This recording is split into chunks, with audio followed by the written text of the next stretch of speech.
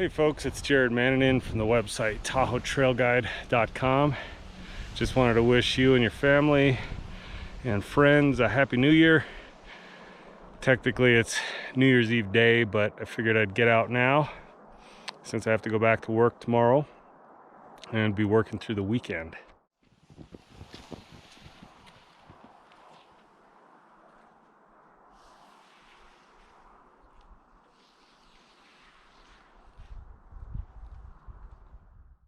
I called an audible at the last minute and decided against going up to Carson Pass, which is a super popular cross-country ski, backcountry ski, snowboard, snowshoe location. But with so many cars on the road and pretty much everywhere along Luther Pass and Hope Valley, I decided I'd just stop shy in Hope Valley.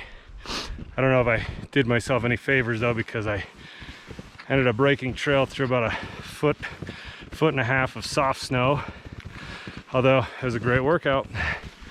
And I linked up with some other tracks laid by other cross-country skiers, and now I'm on some tracks that are were laid by snowmobile, so I'm gonna follow these until I can't.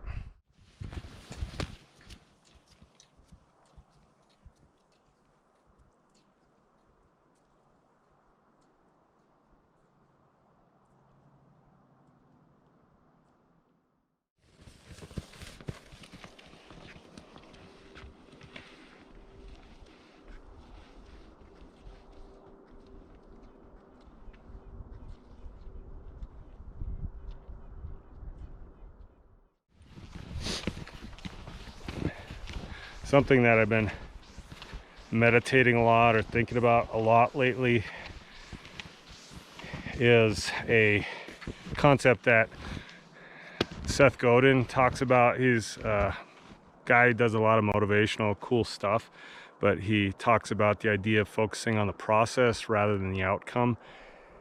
And I've always been super goal oriented, and I think it's important to have goals, but it's nearly as important, if not probably more important, to be able to deviate from those goals if that's a natural course of things, and not feel frustrated, upset, like you've wasted your time in pursuit of those goals.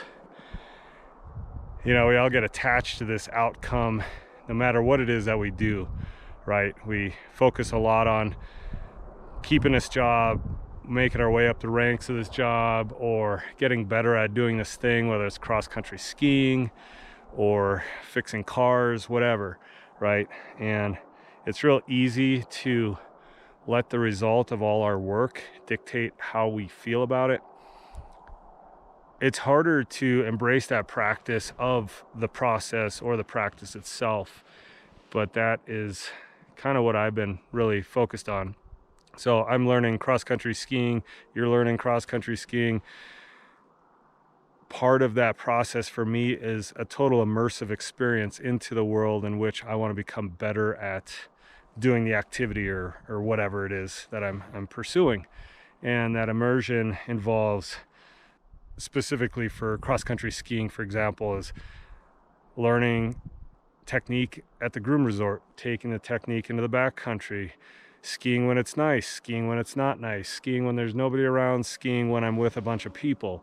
It's about taking lessons, it's about reading books, watching videos, asking questions. It's all this process of immersion. And again, it's all the process that makes it enjoyable and makes it worthwhile, because we're not just learning about this one subject that we're studying. We're learning how it relates to the world. We're learning about how we relate to the world. It's broad in scope, and it's a worthwhile pursuit. Now, whether or not I somehow become financially independent because I become a better cross-country skier, that's not my goal. I mean, it would be really nice, but I'm 46 and I am not going to be going to the World Cup anytime soon, not in this lifetime anyway.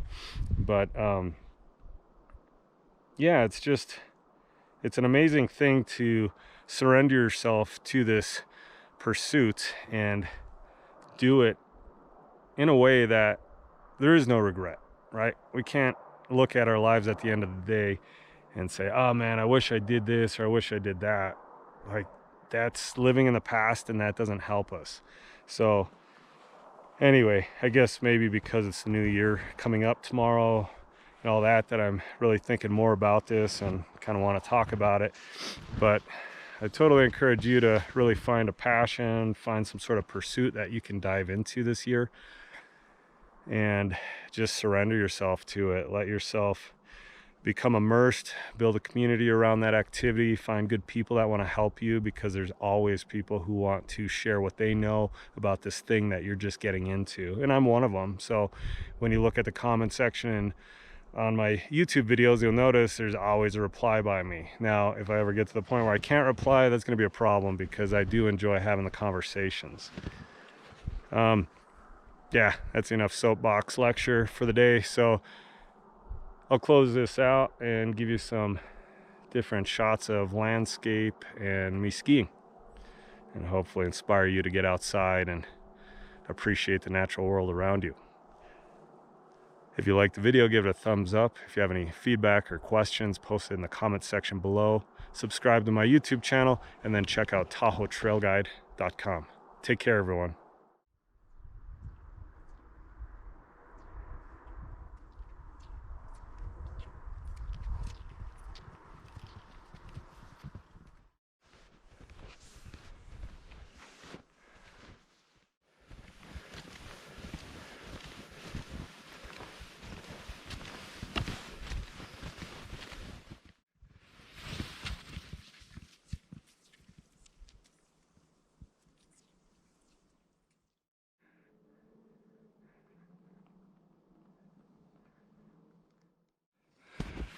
I have definitely wandered off the beaten path. Well, I guess it's a good thing that I sort of know where I'm going.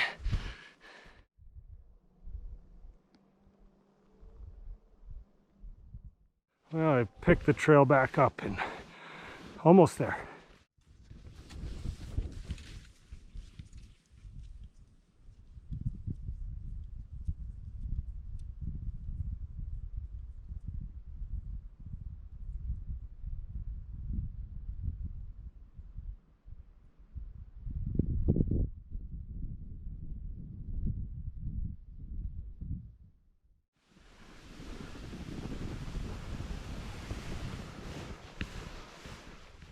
It wasn't on the menu today, but Scotts Lake, who knew?